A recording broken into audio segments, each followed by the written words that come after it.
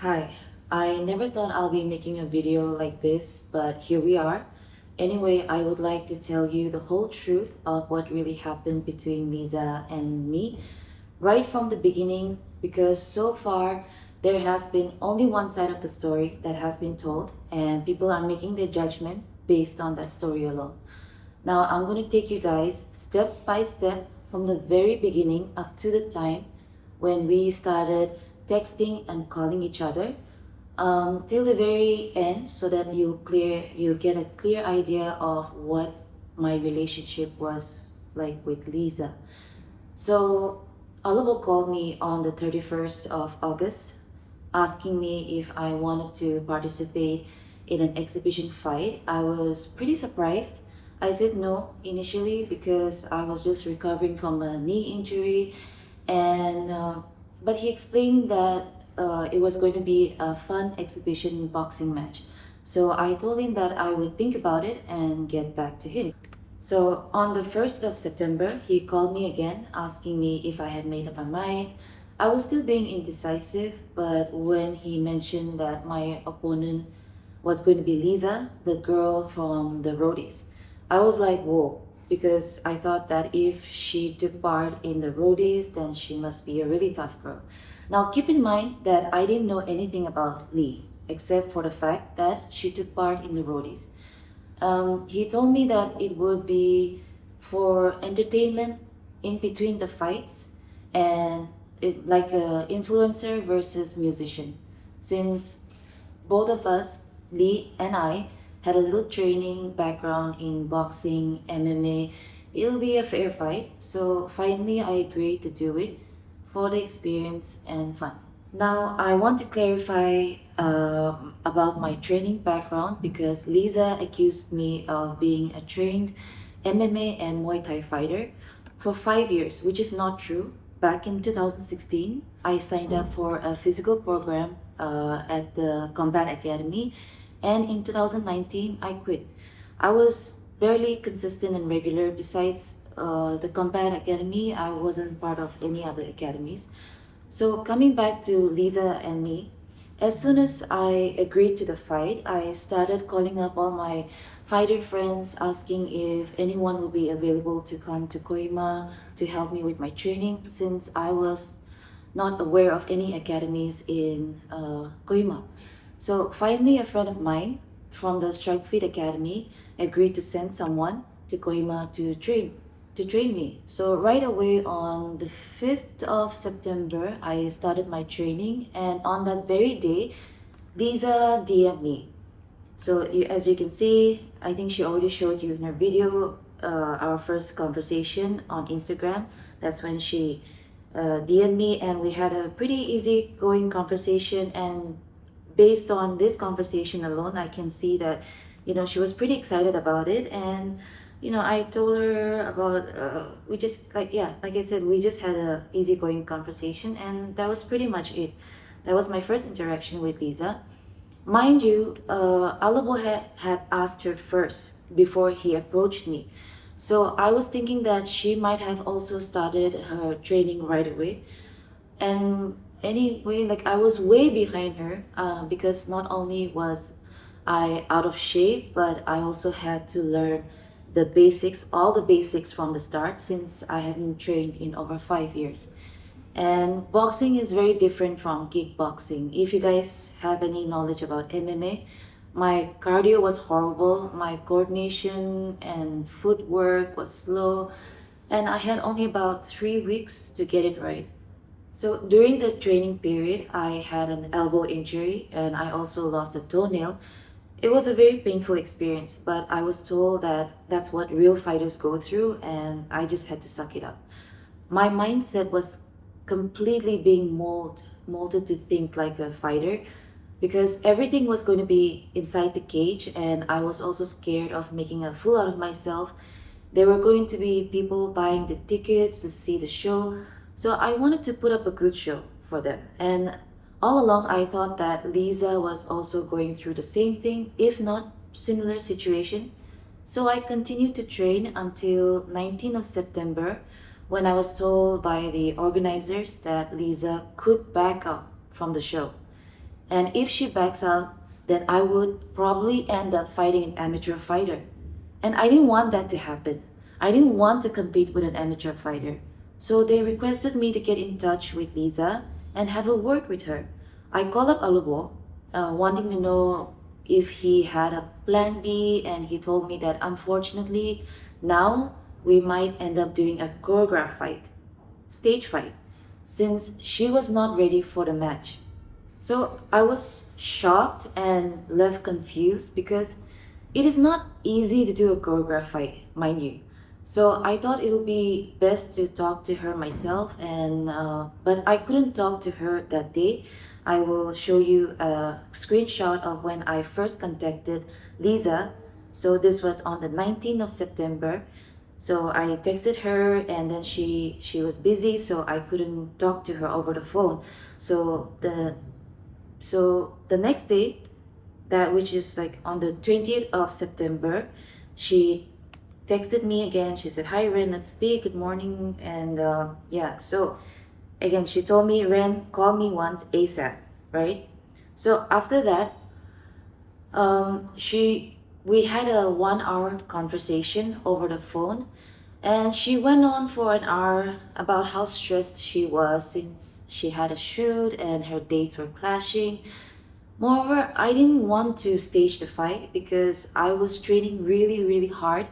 And since people were already talking about how the fight was going to be a fake fight, I was really determined to prove them wrong. So I was kind of discouraged. She sounded really scared and concerned, so I agreed to go ahead with the choreographed fight. I thought it's best if she could just come to Nagaland and we could sort this out. On the 21st of September, she texted me again asking me about my training. She asked me again if we should proceed with the choreography, like as you can see here. So, shall we proceed with choreography? I'm having so much pressure mentally and work pressure as well. And I said, "Yeah, okay, we'll try it out." And she's like, "No, because I need to know. I have a shoot on 27 in Mumbai, and dates are clashing, and my agency is against boxing. I'm so confused. Can we speak on a call now?" So I'm not really sure at that time. I wasn't really sure what I was supposed to do with that information. Okay. She agreed to do the fight, and where I said yes to everything she said. I said, "Okay, we can proceed with the choreography." And she's like, "No." And then and I told her that I'm at work, and she's like, "No, it's not about the choreography, it's about my shoot." So again, how is that my problem, you know? And even she's pretty well aware of what might happen once we get inside the ring, because she said, again, when we are inside the ring, you can't see with all the adrenaline rush and stuff. So I tried to calm her down, saying the referee will be there. Since everything will be staged, it will be under control. And I don't know what she took from there, but that was it. That was all I could tell her. I agreed to the choreography because she said that she had shoots, dates were clashing, she wanted to come, but she didn't want to fight. So I was left pretty confused. I just had to call up Alubo and asked him, like, "Can you please not let me speak to Lisa again before the fight?" Because I wanted to have some peace of mind. Now, again, she she said, we continued to DM. 22nd September, she said, "Are you good at trash talking? If not, I can teach you a bit." So by the time, I felt that she seemed pretty confident about coming to Nagaland and going ahead with the fight, with the match. So yeah, so that's what I said. Like, I'll think about it and let you know. So besides the offline promotion that was already going on, the fight card was also released online by the 19th of September. So of course I understand that it's going to be stressful for the organizers if Lisa backs out last minute, and for me as well, because I have to fight an amateur fighter, which I was not ready for. Now, please understand that even if you give me 2 months' time to train, I will not last even for 30 seconds inside the cage with an amateur fighter. Okay, so I didn't want that to happen, and I was willing to do anything so that Lisa would come to Nagaland and we could put up a good fight. That was all I was looking forward to. At one time, she even said that she would come but wouldn't do the fight, but just meet her fans. That didn't make any sense to me. So we signed the fighter waiver and release of liability contract on the 24th of September, if I'm not mistaken. And we were also given the exhibition rules. So I will put up the screenshot here so that you can have a clear idea. By the way, she brought her own gloves, which was against the rule, but I agreed to it. She even told me that she would lose 3 lakhs from her agency if she misses her shoot. So, again, how is that my problem? Am I not also sacrificing my time, energy, money, my health for the sake of the show? Is she the only one suffering? So right from the beginning, it was all about her. So Alabo told me to set up the dates for our meeting so that we could practice our choreography. Still feels weird to say that. As per our conversation, we were supposed to meet on the 27th of September to work on our choreography and practice it for 2 days. And on the 29th September, we could take a day off, a rest day, but unfortunately, she could not sign her fight waiver with the organizers on time, so she landed in Dimapur only on the 28th of September. The talk for the choreography was completely thrown out by the time. I was super confused. We could never nail a choreography, a stage fight in just one day. However, we finally decided to meet on the 28th of September. So by 5 p.m., I was already on my way to the gym where we were supposed to meet at 6 p.m. But she did not turn up. I kept calling her for an hour. I will show you the call logs where I tried to call her from 6 till 7, okay? And she would not pick up her call. To which finally she picked up and she told me that she had just woken up from her nap. While I was waiting for her at the gym, as per her request. So another hour goes by, and at that time, I have already waited for 2 hours for her. Initially, she requested me to pick up, pick her up and drop her, but I told her I won't, obviously, since I was taking along with my coach. But later she said it's fine, she have her cousin, her brother-in-law to drive her around. But later again, she told me that she didn't have anyone to pick her up and drop her to the gym. So I called up Alabo, who was at Agri Expo at that time. He left all his work, rushed to the guest house at Purana Bazaar, picked her up, and brought her to the gym in Dungan, Basti around 8 p.m. And even for that, she made it sound like I was the one who called her to the gym. So that was pretty funny. Anyway, we did a little warm up and she wanted to spar with me one on one. Now, before I go further, I just want to tell you guys what her terms and conditions were. I was not supposed to hit her face and only body shots were allowed. The basic moves for boxing are jab and cross. So anyway, we started the sparring and then she started doing jab cross coming from my face. Now mind you, she had already told me no face shots. And since she was a bit taller than me, I was a little stunned because she said no face shots, but she still came from my face, right? She can punch my face, but I can't? How is that fair? She should have trained harder to land body shots on me. She kept telling me that she would sue me and the organizers if I hit the back of her head because it's an illegal move. So I told her, then don't turn around. She said that she had signed a different kind of contract with Alabo, which turned out to be false. It was just her set of demands. Now, I didn't know how to land good body shots since I'm not a skilled boxer, so she made it almost impossible for me to hit her in any way. So, anyway, We finished our session and we headed home around 10 p.m. The next day was our face off. Even I decided not to trash talk, even though she suggested to. As a matter of fact, I'll not talk at all. I was not in the mood for any drama, so I stayed quiet. You can watch our face off on YouTube and also our interviews, it's all there. When she was saying that she'll kick my ass, and I was only and for me, I was only talking about my training experience. I stayed calm, I kept my cool.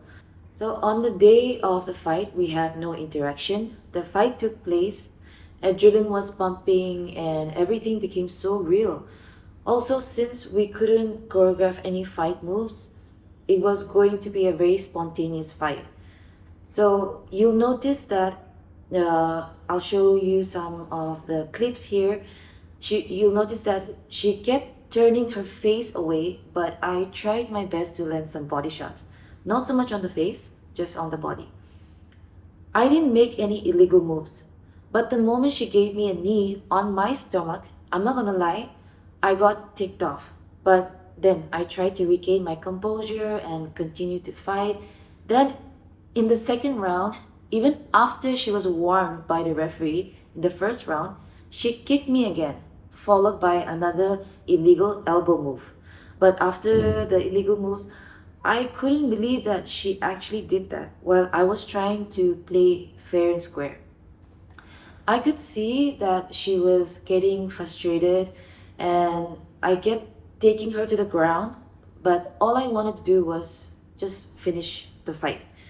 She quit before the second round ended without saying a word to me, but at that moment, I really didn't care. I was pissed off by how she fought, but as the night went on, I went back to my good mood. I was hoping that she would come up to me and say something about the fight.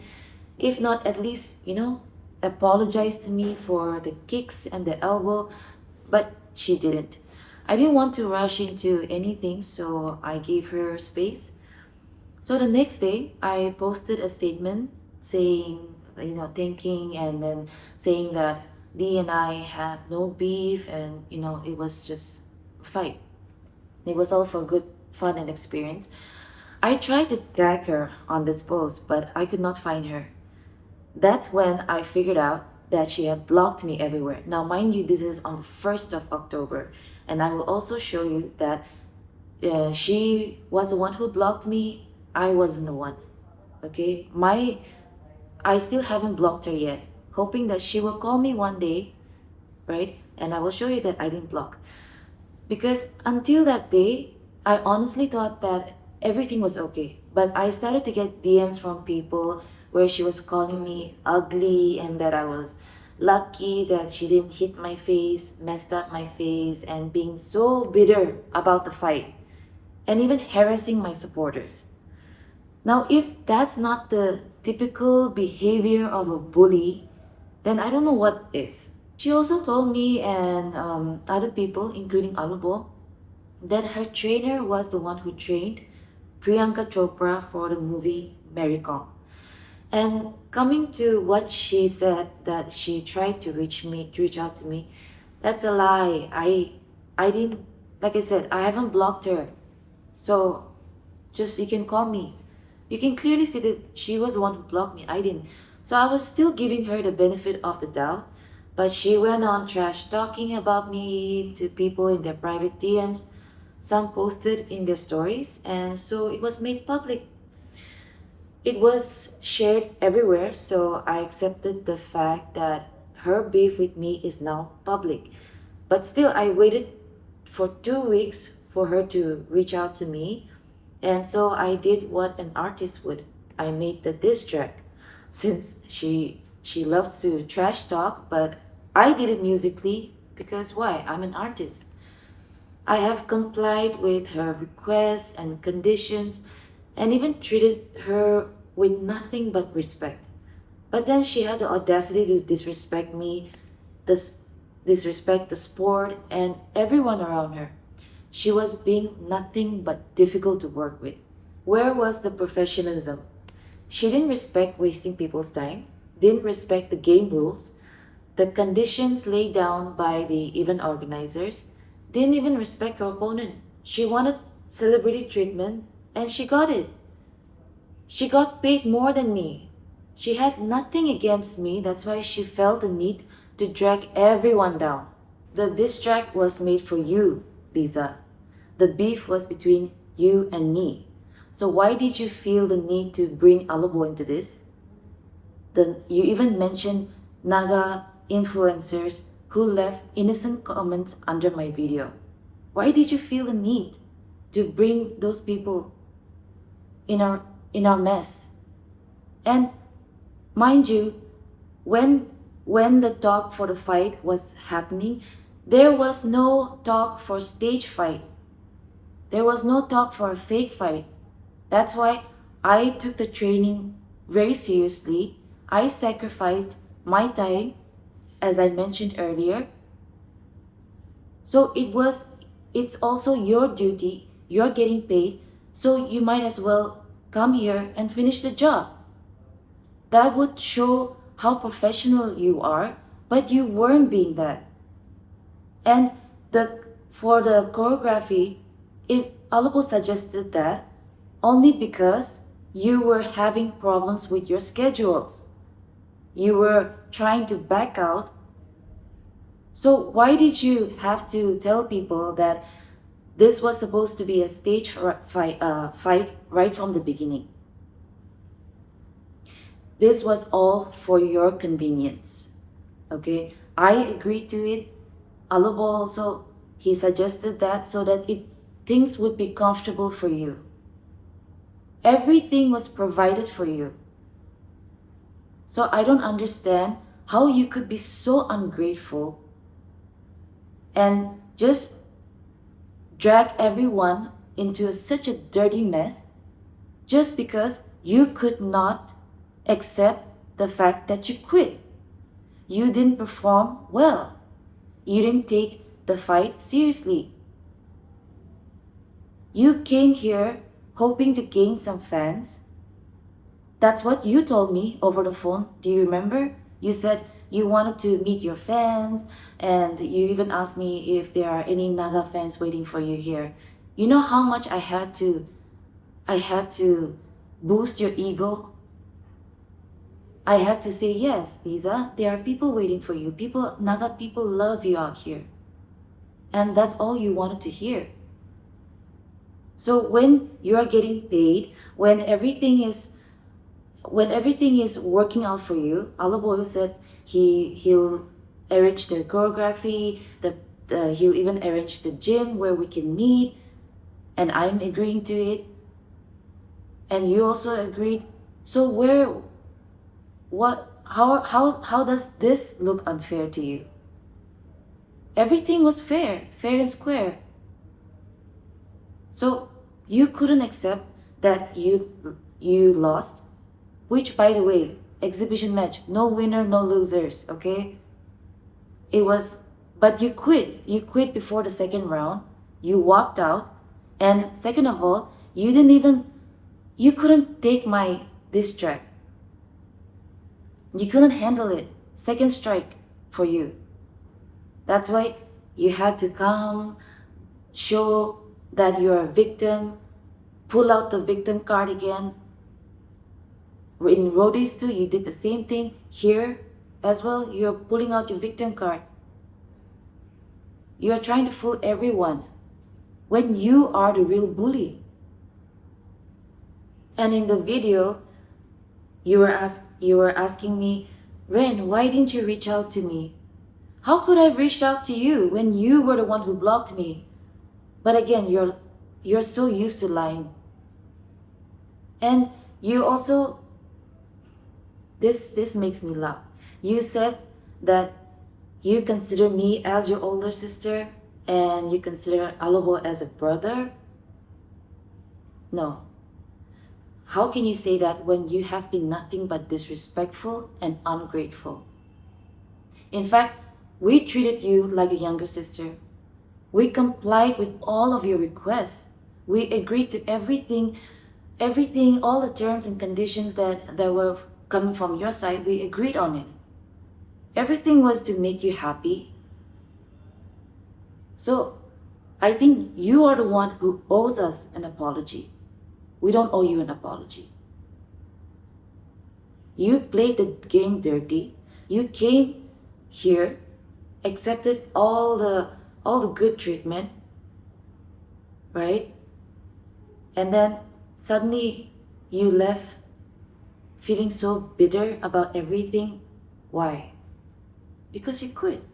Because you made a fool out of yourself. And you went on behind my back, harassing people just because they supported me, calling me names, which was so unnecessary. So even I made a diss track. I'm an entertainer. That's what I do. I make music based off my experience. I sing songs based on my experience. It's called being a legit songwriter. And it was really, really cheap move for you to bring people into this mess. So we'll wait for your apology. Now I want to address something.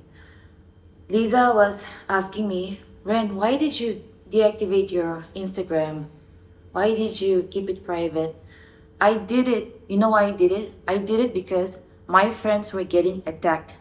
Those people who commented on my video were getting attacked unnecessarily. Just because they left a comment on my video, why should they be attacked? I don't understand that. So that's why for their sake, I deactivated my Instagram. And I also want to clarify something, that I was the one who deleted Alobo's comment from my YouTube video. Okay, I'll explain to you why. Because it was getting too personal. You guys are so vicious and vile that you have to bring up his mom, his church, just because he left. Even his comment was very, very, very innocent. And he even said something about, oh, can't wait for Lisa to have a comeback. In fact, he was cheering for both of us because it was not supposed to be serious. The diss track was not supposed to be serious. So leaving such ugly comments where you have to bring personal things, that's disgusting. So that's why I chucked off his comment. It didn't need to be there. So what, now you're gonna judge me? I did what I had to do, and I will protect the people that I love. Now, some people got really offended because of my diss track. I admit that I did use some vulgar words, but mind you, everything that I have written, all the lyrics, it was only based on what she had called me, even from the title track, Dear Princess, because she called me Little Naga Princess. She has been calling me Naga Princess over and over again. So I thought it was appropriate to use the title Dear Princess, and it was supposed to be just for her. It was addressing to her. It was a message to her. So it was all based on what she said and my experience with her. That was it. But if you guys felt offended, you thought that it was inappropriate, then yeah, I truly apologize for that.